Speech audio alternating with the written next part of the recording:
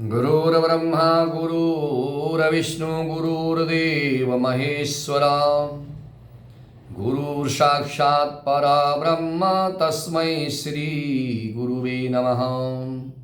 बहुत ही स्वागत करता हूँ आप सभी का मैं अपने यूट्यूब चैनल पर। आज मैं आपको ऋषि पंचमी के विषय में विस्तार से जानकारी देने जा रहा हूँ। ऋषि पंचमी का व्रत करने से क्या लाभ होता है, ऋषि पंचमी का व्रत कब किया जाता है,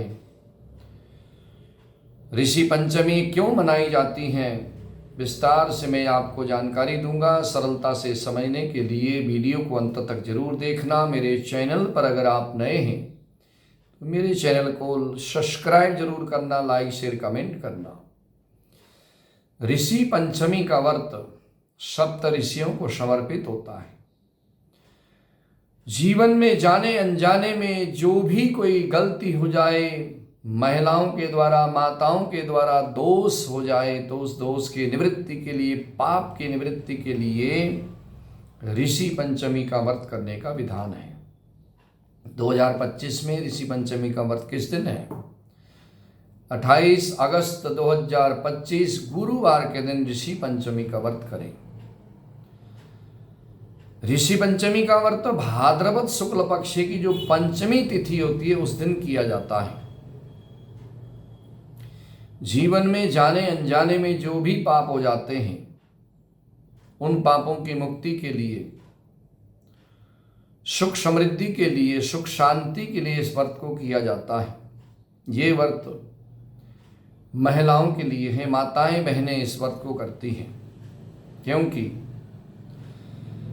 विशेष करके माताएं इसलिए इस व्रत को करती हैं कि ये व्रत मासिक धर्म के दौरान होने वाली रजस्वला ऋतुकाल दोष से जो भी कोई पाप हुआ हो, क्योंकि हमारे शास्त्रों में कहा गया है कि जब स्त्री रजस्वला हो जाती है, ऋतु दोष लगता है, जो मासिक धर्म होता है, उस दिन से लेकर 3 दिन तक रसोई में नहीं जाना चाहिए, देवताओं का स्पर्श पूजन नहीं करना चाहिए। यहाँ तक कहा गया है कि किसी का भी स्पर्श नहीं करना चाहिए। तो महिलाओं से जो जाने अनजाने में ये दोष हो जाता है, उस दोष की निवृत्ति के लिए ऋषि पंचमी का व्रत करने का विधान है। ये व्रत जो है इस दोष से मुक्ति दिलाने वाला व्रत होता है।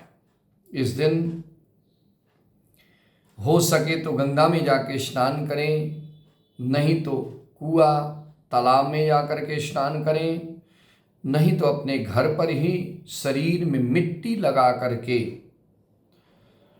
360 गड़वी के द्वारा या 360 बार जो है मिट्टी लगाकर 360 बार स्नान करने का विधान है। स्नान से पहले 360 अपमार्गा की दातुन से दांत साफ करने का विधान है और सारे शरीर के अंगों को 360 बार धोने का विधान है।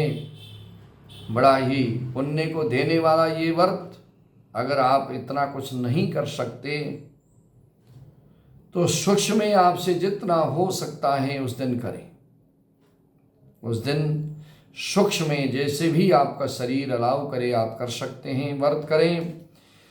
इस दिन व्रत करने वाले माताएं बहनों को स्नान करने के बाद, चाहे तो आप गंगा में जाके करें, कुएं में करें, किसी तालाब में करें या बहते जल में, या अपने घर पर ही स्नान करें। स्नान करने के पश्चात पूजा करनी चाहिए।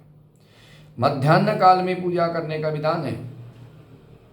मध्याह्न काल दोपहर के समय में वेदी बना करके गणेश आदि देवताओं की स्थापना करके और सप्त ऋषि 7 ऋषि कुशा के बना करके और 8वें ऋषि पत्नी 1 अरुंधति, उनकी कुशा की जो है कुशा के ऋषि बना करके और उनको जो है चावल की ढेरी में उनमें स्थापित करके और उसके बाद गणेश जी की पूजा, कलश इत्यादि की पूजा करने के पश्चात सप्त ऋषियों की श्रद्धा भाव से पूजा करें।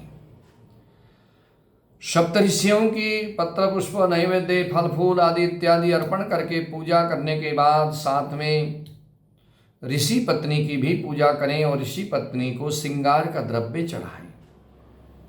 चूड़ी, बिंदी, मेहंदी, लिपस्टिक आदि इत्यादि जो भी माताएं प्रयोग में लाती हैं वो सारी सामग्री उनको चढ़ाएं और उसके बाद वस्त्र इत्यादि भी चढ़ाएं। और पूजा करने के पश्चात कथा श्रवण करें और सभी देवताओं सहित ऋषियों की आरती करें यथा श्रद्धा।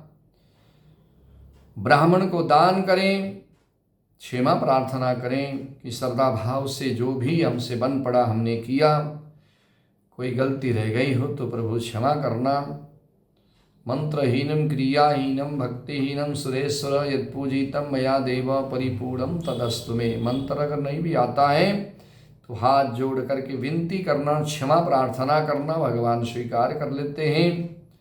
इस तरह से जो भी कोई माताएं बहनें ऋषि पंचमी का व्रत करती हैं, ऋषि पंचमी के दिन ऋषियों की पूजा करते हैं। सप्त ऋषि कश्यप, अत्रि, भरद्वाज, विश्वामित्र, गौतम, जमदग्नि, वशिष्ठ और ऋषि पत्नी अरुंधति, इनका नाम लेने से, इनकी पूजा करने से जीवन में जाने अनजाने में किए हुए पाप और रजस्वला दोष के द्वारा जो पाप लग जाता है वो पाप सब दूर हो जाता है। और इसकी कथा श्रवण करनी चाहिए। कथा सुनने मात्र से मनवांछित फल की प्राप्ति होती है। ओम नमो भगवते वासुदेवाय।